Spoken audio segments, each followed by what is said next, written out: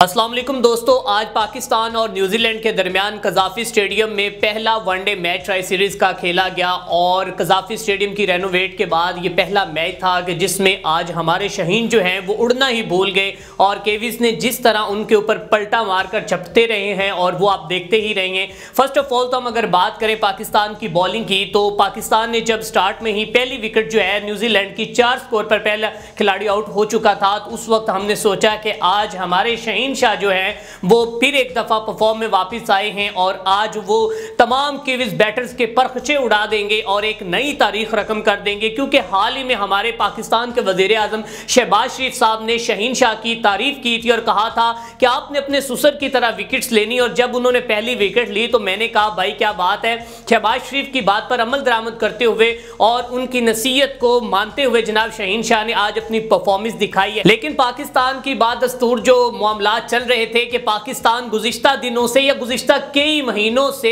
जो middle order और lower order के हाथों जलील हो रहा है और फिर वो एक नई से नई तारीख और नई से नई रिकॉर्ड जो है पाकिस्तान वो नेगेटिव अपने नाम करता जा रहा है। अब वही शहनशाह अफरीदी के जिसने पाकिस्तान टीम को पहली 2 विकेटें लेकर थोड़ा सा प्रेशर बिल्ड किया कीवीज बॉलर के ऊपर, उसके बाद विलियमसन जो है वो अच्छा खेले और विलियमसन के बाद फिर 58 रन बनाकर वो जब आउट हुए तो हमने समझा कि चले जो अब जो है विकेट गिरना शुरू हो जाएंगी। लेकिन जैसे ही उनका जो मिडिल ऑर्डर आया तो उन्होंने भाई फिलिप्स ने आपके सामने और मिचेल ने फिर किस तरह बेहतरीन परफॉर्मेंस का मुजाहरा किया और फिलिप्स जो है वो 106 रन करके वो नॉट आउट रहा और मिचेल जो है वो भी आपके सामने। मिचेल की अगर बात की जाए तो मिचेल ने भी जनाब आज एक तारीखी इनिंग पाकिस्तान के खिलाफ खेली और इससे पहले भी वो 63 रन जो हैं वो बना चुके हैं पाकिस्तान के खिलाफ ही। और अगर बात की जाए पाकिस्तानी जो बॉलर्स की, तो पाकिस्तानी बॉलर्स की वो पेस, पाकिस्तानी बॉलर्स के वो स्पेल पता नहीं कहां पर गए और आज जनाब शहीन शाह अफरीदी को 10 ओवरों में 88 रन पड़े, 8 की एवरेज के साथ उन्होंने 3 खिलाड़ियों को पोलिन की राह दिखाई और 330 का टारगेट जो है न्यूजीलैंड की टीम की जानिब से दिया गया है। और नसीम शाह जो है उन्होंने 10 ओवर में 70 रन दिए, 7 की एवरेज, और हारिस रऊफ जो है 62 जो 6 ओवर की 2 बालें हो चुकी थी और वो इंजर्ड हुए और वो वापस चले गए और हारिस रऊफ ने जनाब वहां पर 1 विकेट ली थी और 23 रन थे और बहुत अच्छी बॉलिंग का मुजाहरा कर रहे थे। आपको पता है कि हारिस रऊफ के पास पेस तो है और शायद वो अपनी पेस से ही बेहतरीन बॉलिंग का मुजाहरा कर रहे थे, लेकिन बाद में हमारे वो शहीन जो हैं वो उनके स्पेल, वो उनके घूमती बॉलें जो हैं शायद वो करना ही भूल गए थे और फिर शहीन शाह अफरीदी को ऐसी नजर लगी कि फिर शहीन शाह अफरीदी और नसीम शाह को एक ओवर में नसीम शाह को 17 रन हमें देखने को मिले। और फिर उसके बाद शहीन शाह अफरीदी की अगर बात की जाए तो शहीन शाह अफरीदी को जनाब 2-2 6 हमने एक ही ओवर के अंदर और फोर्स और फिर 2-2 3-3 वाइड बॉल भी करते हुए हमने देखा। ये जनाब हमारे बॉलर्स की परफॉर्मेंस रही।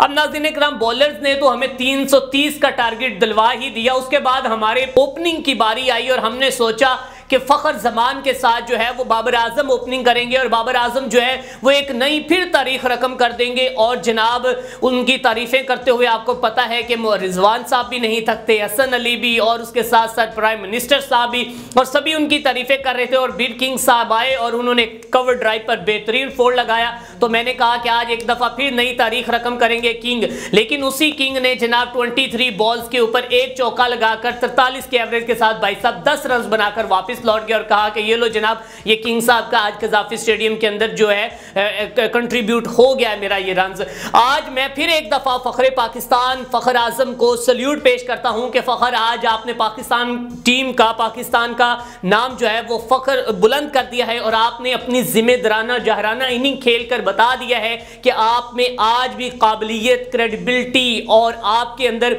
आज भी टैलेंट मौजूद है और आपने अपनी पावर हिटिंग से साबित कर दिया है कि फ़खर जमान जो है वो इसी तरह रन्स की मशीन बना रहेगा और पाकिस्तान के लिए रन्स उगलता रहेगा, चाहे पाकिस्तान आपको इसी रन्स की सजा देता जाए। और हो सकता है कि अनकरीब जो है वो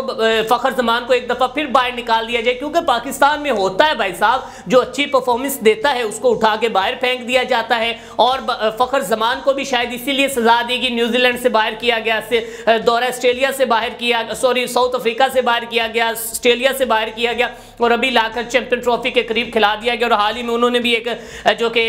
अपनी पॉडकास्ट में कहा था कि मैं बीमारी में मुब्तला था, तो अब अल्लाह बेहतर जानता, लेकिन उसी बीमारी में से मुब्तला होने के बाद जैसे ही वो डोमेस्टिक में आए तो आपने देखा है कि फिर T20 कप उन्होंने फैसलाबाद में किस तरह रावलपिंडी में अपनी परफॉर्मेंस का मुजाहरा किया, और एक दफा आज फिर वो 84 रन बनाकर उन्होंने बेहतरीन इनिंग खेली है। और उसके साथ साथ अगर बात की जाए जनाब रिजवान साहब जो हैं, रिजवान साहब भी आज 3 स्कोर बनाकर आउट हुए, और उसके बाद जनाब कामरान गुलाम साहब 18 रन बनाकर आउट हुए। इसके बाद सलमान अली आगा और